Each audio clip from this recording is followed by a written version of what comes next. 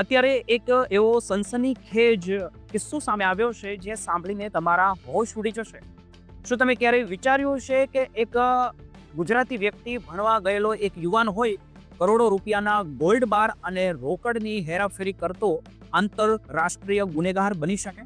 અમેરિકામાં રહેતા વૃદ્ધોને નિશાન બનાવીને ભારતથી ચાલતું આ આખું નેટવર્ક કેવી રીતે કામ કરતું હતું અને માત્ર 23 વર્ષના એક ગુજરાતી યુવકને 18 વર્ષની જેલ કેમ થઈ, તે જાણવા માટે આ વિડીયોને અંત સુધી જોતા રહેજો. કારણ કે આ સત્ય ઘટના કોઈ પણ ફિલ્મોની વાર્તા કરતાં પણ વધારે ભયાનક લાગે તેવી છે. આ આખી ઘટનાની વાત કરીએ તો આમાં મુખ્ય પાત્ર છે અર્થવ શૈલેષ સાઠવણે, જે એન્ડી તરીકે પણ ઓળખાય છે.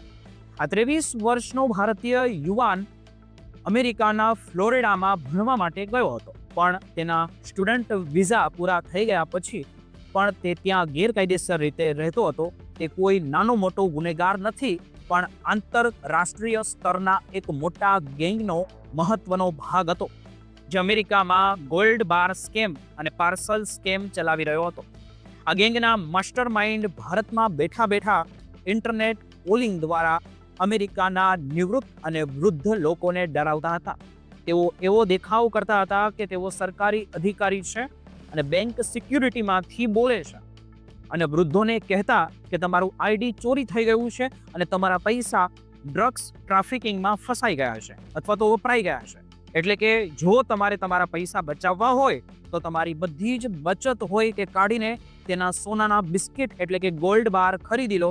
જ્યારે આ ભોળા વૃદ્ધો ડરીને સોનું ખરીદી લેતા હતા, ત્યારે અર્થવ સાઠવણે ત્યાં કુરિયર બનીને પહોંચી જતો હતો અને સોનું લઈને એકદમ ગાયબ થઈ જતો હતો. તપાસમાં ખબર પડી કે અર્થવે માત્ર 4 મહિનામાં ફ્લોરિડામાં, ન્યૂ જર્સી, ન્યૂયોર્ક અને પેન્સિલ્વેનિયામાં જેવા 5 રાજ્યોમાં 33થી વધુ વખત આવી રીતે સોનું અને રોકડ કલેક્ટ કરી હતી. આ ઠગાઈ એટલી મોટી હતી કે આ ગેંગે કુલ $66 લાખ પણ વધુની રકમ લોન્ડરિંગ કરી લીધી હતી, જે ભારતીય રૂપિયામાં આપણે ગણીએ તો ખૂબ મોટો કરોડોનો આંકડો જોવા મળે છે. ઓક્ટોબર 2025માં અર્થવને દોષિત ઠેરવવામાં આવ્યો હતો અને હમણાં જ એટલે કે 26 જાન્યુઆરી 2026ના રોજ કોર્ટે તેને 18 વર્ષની કડક જેલની સજા સંભળાવી છે.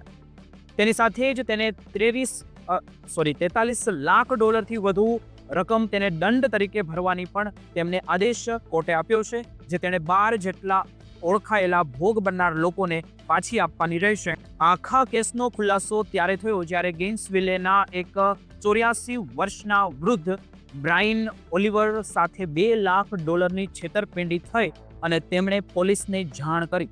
પોલીસે છટકું ગોઠવીને અર્થવને ત્યાં જ પકડ્યો જ્યાં તે સોનું લેવા આવ્યો હતો. પોલીસને તેના ફોનમાંથી ઘણા એવા મોટા પુરાવાઓ મળ્યા, જેમાં તે ભારત બેઠેલા લોકોની સાથે વાત કરતો હતો અને કંઈક જગ્યાથી કંઈક સોનું લેવાનું છે તેમના મેસેજ પણ તેમના ફોનમાં મળી આવ્યા.